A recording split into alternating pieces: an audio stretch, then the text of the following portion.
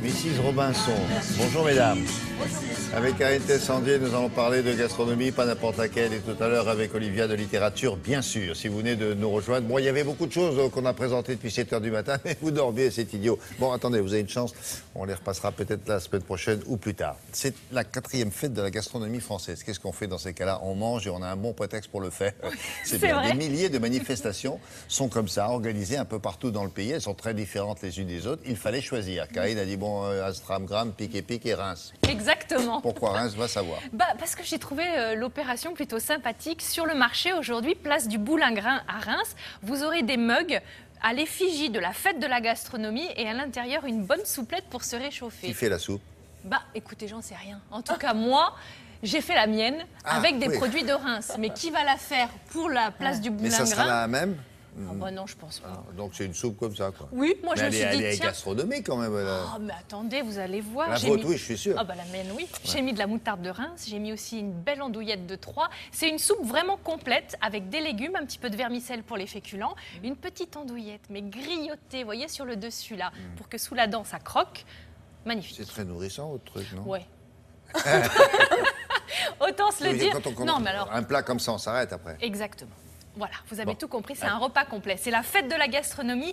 Partout en France, on va célébrer les bons produits. Ah tiens, en parlant de ça, le parrain de la fête de la gastronomie cette année, c'est Guillaume Gomez, qui est le chef des cuisines de l'Élysée. Ah bon? Oui, voilà. En ce moment? En ce moment, oui.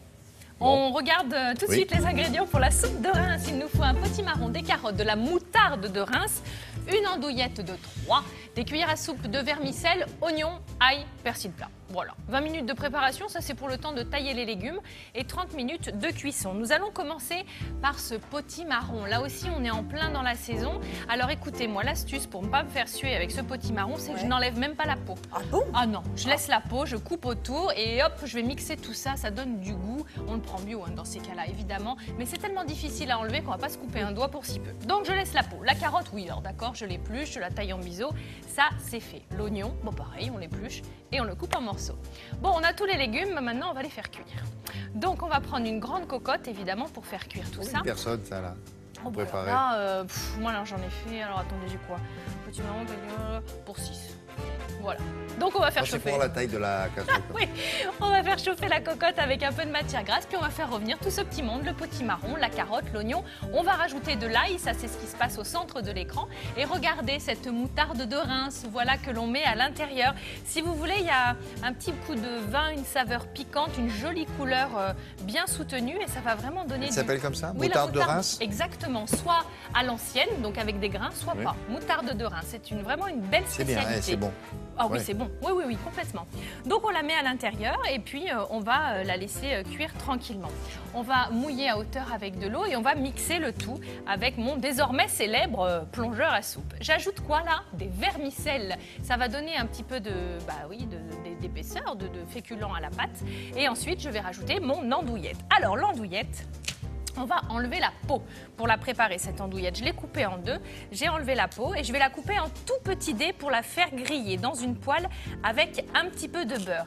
Cette andouillette de Troyes, elle est magnifique. On peut même la manger froide, coupée en rondelles à l'apéro. Là, c'est terrible. Hein. Ou alors même avec un petit mélange de crème fraîche, moutarde de Reims, vin blanc, échalote. Parfait. Ça dans un petit ramequin, avec une cuillère. Oh là là, c'est pas encore l'heure de l'apéro, mais quand même.